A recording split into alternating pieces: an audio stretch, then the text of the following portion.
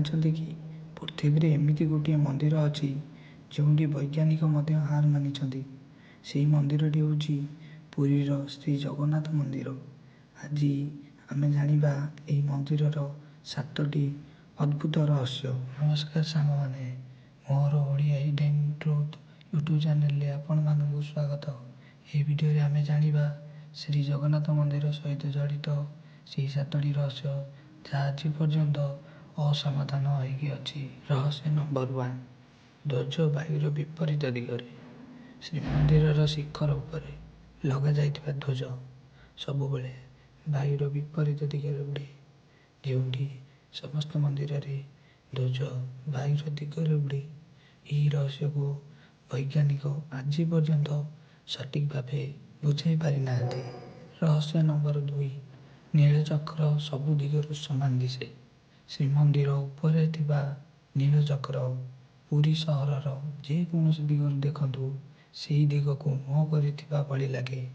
ଏହା କେବଳ ଆଖିର ଭ୍ରମ ନା ଅନ୍ୟ କିଛି? ରହସ୍ୟ ନମ୍ବର 3, ମନ୍ଦିର ଉପରେ ପକ୍ଷୀ କାହିଁକି ଉଡ଼ନ୍ତି ନାହିଁ? ଆପଣ ଧ୍ୟାନ ଦେଇଥିଲେ ମନ୍ଦିରର ଚାରିପାଖରେ ପକ୍ଷୀ, କିନ୍ତୁ ଶିଖର ଉପରେ କେହି ନାହିଁ।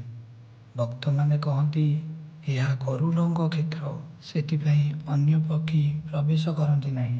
ରହସ୍ୟ ନମ୍ବର 4, ସମୁଦ୍ର ଶବ୍ଦ ଯେଉଁଠି ଶୁଣାଯାଏ ନାହିଁ। ଶ୍ରୀମନ୍ଦିରର ବାହାରେ ସମୁଦ୍ର ଶବ୍ଦ ସ୍ପଷ୍ଟ ଶୁଣାଯାଏ, କିନ୍ତୁ ସିଂହଦ୍ୱାର ଭିତରେ ପ୍ରବେଶ କଲେ ସମୁଦ୍ରର ଶବ୍ଦ ହଠାତ୍ ଗାୟବ। ଏହି ଆକୋଷ୍ଟିକ୍ ମିଷ୍ଟ୍ରି ଆଜି ପର୍ଯ୍ୟନ୍ତ ସମସ୍ତଙ୍କୁ ଅଜଣା। ରହସ୍ୟ ନମ୍ବର 5, ମହାପ୍ରସାଦ କେବେ କମେ ନାହିଁ।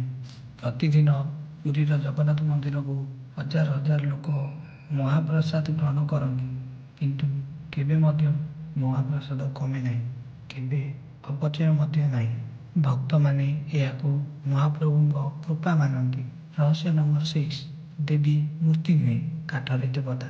ଶ୍ରୀ ଜଗନ୍ନାଥ, ବଳଭଦ୍ର ଓ ସୁଭଦ୍ରା ପଥର କିମ୍ବା ଧାତୁରେ ନୁହେଁ, କାଠରେ ତିଆରି। ପ୍ରତି 12 ବର୍ଷ କିମ୍ବା 19 ବର୍ଷ ମଧ୍ୟରେ ନବକଳେବର। ଏହା ପୃଥିବୀରେ ଅଦ୍ଭୁତ ପରମ୍ପରା ଅଟେ। ରହସ୍ୟ ନମ୍ବର 7 ଏବଂ ଶେଷ ରହସ୍ୟ, ମନ୍ଦିରର ଛାଇ କାହିଁକି ପଡ଼େ ନାହିଁ? କୁହାଯାଏ ଦିନର କେଉଁ ସମୟରେ ମଧ୍ୟ ଶ୍ରୀମନ୍ଦିରର ସମ୍ପୂର୍ଣ୍ଣ ଛାଇ ଭୂମିରେ ପଡ଼େ ନାହିଁ। ଏହା ବୈଜ୍ଞାନିକ ଭାବେ ଏପର୍ଯ୍ୟନ୍ତ ସ୍ପଷ୍ଟ ନୁହେଁ। ଏହା ଥିଲା ଶ୍ରୀ ଜଗନ୍ନାଥ ମନ୍ଦିରର 7ଟି ଅଦ୍ଭୁତ ରହସ୍ୟ। ଆପଣଙ୍କୁ କେଉଁଟି ସବୁଠାରୁ ଆଶ୍ଚର୍ଯ୍ୟ ଲାଗିଲା? କମେଣ୍ଟ କରନ୍ତୁ। ଏମିତି ଆଉ ଓଡ଼ିଆ ରହସ୍ୟ ପାଇଁ ସବସ୍କ୍ରାଇବ୍ କରନ୍ତୁ ଓଡ଼ିଆ ହିଡେନ୍ ଟ୍ରୁଥ୍ ଚ୍ୟାନେଲକୁ ଏବଂ କମେଣ୍ଟରେ ଲେଖନ୍ତୁ ଜୟ ଜଗନ୍ନାଥ।